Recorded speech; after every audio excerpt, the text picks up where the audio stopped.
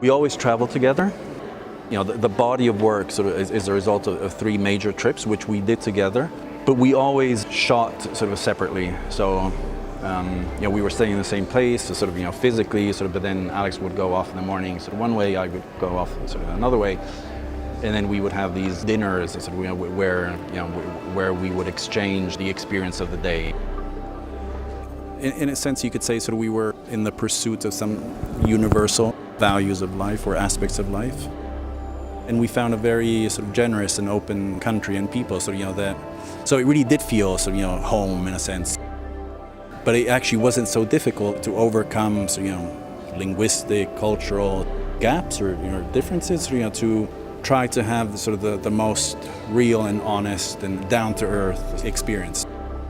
It's more about what we encountered in this process, and by the editing of the pictures, the way the exhibition is hanged, we worked with a great curator, so there is actually a third sort of author, if you will, in this project.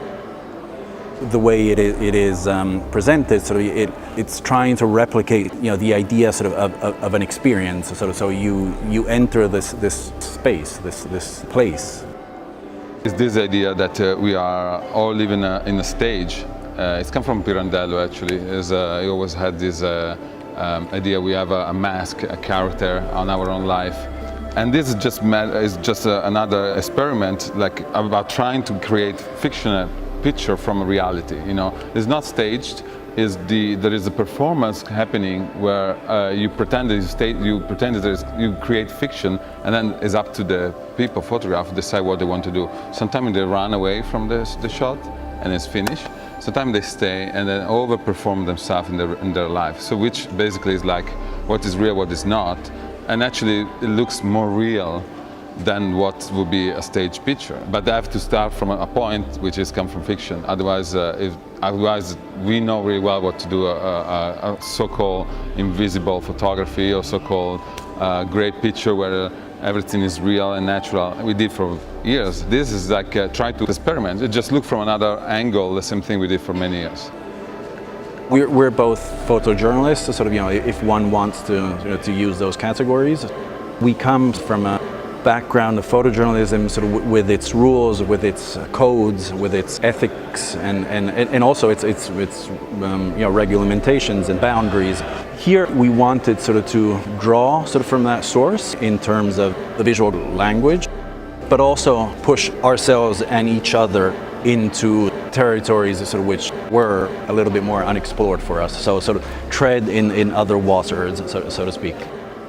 We jump from a really solid base. Sorry if maybe I might sound arrogant, but it's 20 years of photography in the field. It's pretty much a solid base to then jump and decide which new path or freedom expression we want to take. Not putting caption is one of those. Not putting our name on the picture is also those. The editing is also another aspect. We're not trying to tell any story. We're not trying to tell how Congo looks like. It looks as we want to decide to look. We did cover a lot of ground, but it wasn't the idea of creating a modern encyclopedia or take an encyclopedic approach. It was more about the nature of the experience, so ground in that sense. There was no desire or ambition in the scope of a project which might have been long, but still it's a small portion to say something conclusive or exhaustive about the Congo. This idea of the partially unspoken or unsaid and not obvious. It's interesting when photography leaves a space, leaves something unspoken or unsaid or not fully revealed.